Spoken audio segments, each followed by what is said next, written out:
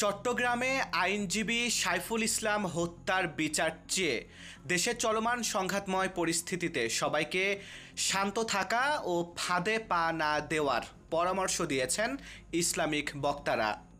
মঙ্গলবার ২৬ নভেম্বর মাওলানা মামুনুল হক তার ফেসবুকে লিখেন, চট্টগ্রাম আদালতের সহকারী পাবলিক প্রসিকিউটর তরুণ আইনজীবী সাইফুল ইসলাম আলিফকে নির্মমভাবে হত্যা করার ঘটনায় নিন্দা জানানোর ভাষা আমাদের জানা নেই। পতিত ফ্যাসিবাদী চক্র উগ্র সাম্প্রদায়িক গোষ্ঠীর সহযোগিতায় দেশকে অস্থিতিশীল করার সুপরিকল্পিত চক্রান্তেই এই ঘৃণা হত্যাকাণ্ড ঘটিয়েছে।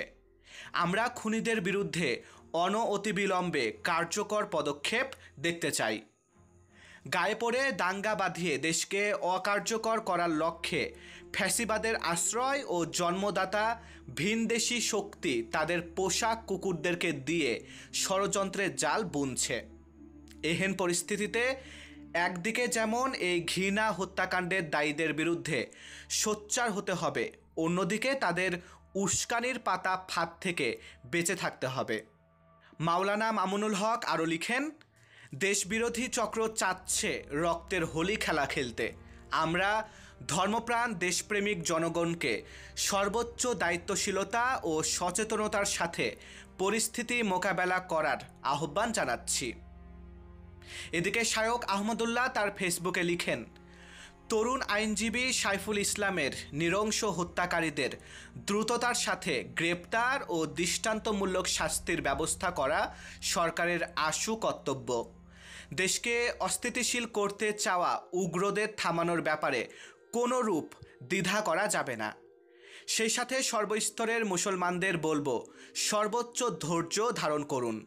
কোনো প্রকার চক্রান্তের ফাঁদে পা দেওয়া সমীচীন হবে না।